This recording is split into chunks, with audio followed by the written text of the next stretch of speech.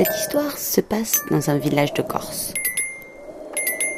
Un jour, un Anglais est venu s'installer. Monsieur Smith. Il s'est installé dans cette maison. On dit Smith. Un peu à l'écart du village. Il est anglais. Il avait avec lui son majordome, un Français, qu'il avait pris au passage. Monsieur Smith ne sortait jamais de chez lui. C'était son majordome. Le Français? Oui, qui faisait les courses. Alors naturellement, les gens du village causaient. Qui c'est celui-là? Vous avez vu ça? D'où il vient? C'est même pas d'où il vient. L'Angleterre, c'est loin. Mais l'Angleterre, c'est loin. Habitait dans ce village un juge à la retraite. Et ce juge jouait en même temps le rôle de policier dans le village, d'enquêteur. Ah, comme Sherlock Holmes. Alors, tout naturellement, tous les gens du village se sont adressés à lui pour en savoir un petit peu plus sur ce mystérieux monsieur Smith. On dit Smith. Le juge ne pensait pas l'aborder comme ça. Non, il avait remarqué en rôdant autour de sa maison qu'il sortait des fois pour aller à la chasse. Alors le juge se mit à chasser également autour de la propriété. C'est comme ça qu'un jour, il a tiré un faisan. Avec un fusil? Avec le fusil. Le faisan est tombé par terre et tout de suite, les deux chiens, celui du juge et celui de Monsieur Smith, sont allés le ramasser. Smith, on dit Smith parce qu'il est anglais. C'est le chien du juge qui a gagné. Alors il l'a rapporté. Seulement, c'est bien Monsieur Smith qui l'avait tiré. En mode gentleman, le juge a offert le faisan à l'anglais. Attends, je fais l'anglais. Oh, merci. Tu fais bien l'anglais. Vous êtes un vrai gentleman. J'apprécie beaucoup. Et le juge en a profité pour engager la conversation. Ils ont parlé du village, de la vie, de la chasse, bien sûr. L'anglais lui a avoué qu'il avait une collection d'armes impressionnante. Impressive. Monsieur le juge en a profité pour demander à la voir, cette collection d'armes. Alors l'anglais, tout naturellement, a dit « Mais passez donc chez moi, un de ces soirs. Passez chez moi, je vous montrerai tout ça. Et nous boirons une bonne bière. » Le juge ne s'est pas fait prier. Quelques semaines plus tard, par une belle journée d'été, il est passé devant la propriété de l'anglais. L'anglais était sur sa terrasse. Il savourait une bière. Il a appelé le juge, il a offert une bière et ils ont discuté. L'anglais a raconté sa vie d'aventurier. Il avait beaucoup voyagé, notamment en Afrique. Il avait participé à des safaris, voyagé dans de nombreux pays. Il avait ramassé de nombreux trophées. Des têtes d'animaux, des lions, des tigres, des éléphants. Le juge aussi était très impressionné. Alors l'anglais dit à un moment... Attends, je fais l'anglais. Venez donc, à l'intérieur de ma maison. Vous verrez, dans mon salon, je vais vous montrer des choses extraordinaires. Le juge a donc suivi l'anglais.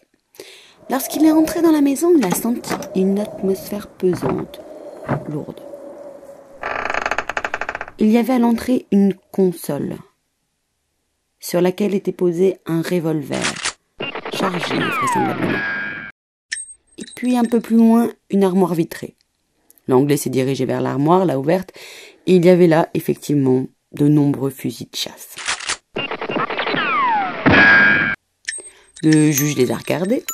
Il faut dire que le salon était tapissé de noir. Ah, c'est bien pour une histoire qui fait peur. Avec d'immenses fleurs jaunes, à peu près au milieu du mur. Pourtant, derrière lui, le juge sentait comme une présence. Il s'est retourné, furtivement, et il a vu que derrière lui, sur le mur, il n'y avait pas de fleurs jaunes. Il était tout noir, alors. Seulement de la tenture noire, tu as tout à fait raison.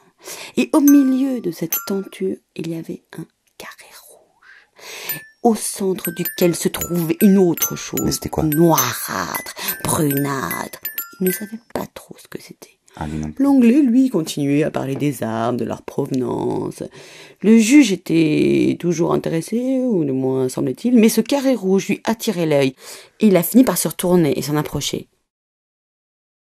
Et au milieu de ce carré rouge, il y avait une main. Une main? Une main accrochée là avec un anneau.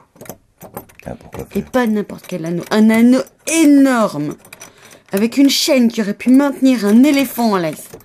Mais cette main n'était pas une belle main de squelette bien blanche, non. C'était une main décorchée. Une main où on voyait encore les muscles bruns, où on voyait les traces de sang, avec des ongles qui étaient longs et jaunes. T'en rajoutes pas un peu, là? Ben si, pour que ça fasse un peu peur. Le juge ne posait pas de questions, mais regardait cette main avec insistance. L'Anglais s'est approché. Alors le juge l'a regardé puis lui a dit qu'est-ce que c'est ça? Et l'Anglais, il a dit Oh, ça, c'était mon meilleur ennemi. Le juge a regardé l'Anglais bizarrement. Mais pourquoi tâcher sa main comme ça? Parce qu'elle peut pas sauver la main. Oh, si, ça, c'était très dangereux. Oh, le juge a pensé que cet Anglais était définitivement fou. Il a pris congé. Non, sans avoir remercié l'Anglais de son hospitalité. Faut dire qu'il était quand même un peu soulagé de quitter cette maison. Le lendemain, il n'avait pas grand-chose à raconter aux gens du village, si ce n'est que c'était un aventurier qui avait beaucoup voyagé et que maintenant il souhaitait passer une retraite paisible. Cependant, une semaine plus tard, on frappe chez le juge. Le matin. De bonne heure. Monsieur le juge! Monsieur, venez vite, il s'est passé quelque chose, un grand malheur chez l'Anglais.